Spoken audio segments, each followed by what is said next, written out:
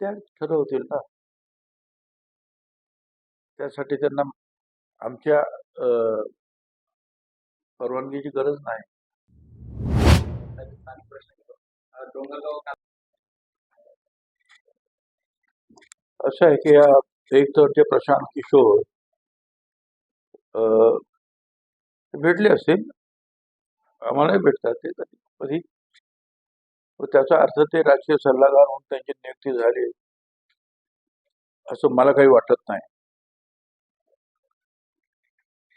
नवीन आमचे उपमुख्यमंत्री आहेत, त्यांना येऊन ते भेटले आणि काही चर्चा केली तर काही वावगं आहे असं मला काही वाटत नाही.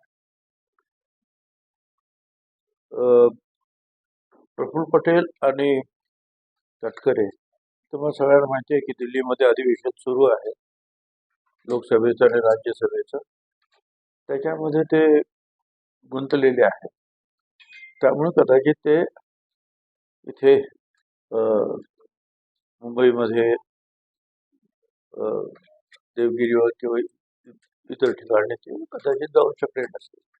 माझ्या माहितीप्रमाणे मागच्या आठवड्यामध्ये ते होते, ते भेटलेले पण आहे, चर्चा पण झालेली आहे आणि फोनवर सुद्धा चर्चा होते एखाद्या गोष्टीची. त्याच्यामुळे ते एवढं सिरियस घ्यायचं काही कारण आहे असं वाटत नाही. सर, रुपाली ठुमरे यांनी तटकऱ्यांवरती निशाणा साधलाय की कोणत्याही पदावर कोणाचा जन्मसिद्ध हक्क नसतो. दुसऱ्याची हकालपट्टी करताना नियम आठवतात, मात्र स्वतःवर आला की अस्वस्थ वाटू लागतं. ठीक आहे, मला असं वाटतं आपण सगळ्यांनी शांततेने घेतलं पाहिजे. अजितदादा गेलेले आहेत आणि त्यांच्या पक्षामध्ये आपल्याला हा पक्ष सांभाळायचा आहे. सांभाळत असताना सगळ्या कार्यकर्त्यांना सांभाळेल, अधिक ताकद आपण कशी मिळवू हे आपल्याला पाहायचं आहे. त्यामुळे थोडंसं जे आहे सावकाशीनं सगळ्यांनी घ्यावं असं मला वाटतं. सर, दादांच्या कुटुंबाला त्रास होईल असं वातावरण निर्माण करतात. त्यांचं अजितदादांवरच प्रेम होतं का? राष्ट्रवादीचे नेते उमेश पाटलांनी पोस्ट केली की पाटलांनी पोस्ट कोणाकडे रोख केल्या. असं आहे की अजितदादांवर प्रेम होतं नव्हतं, आता ते कुणाबद्दल ते बोलतात, काय बोलतात ते स्पष्ट नाही.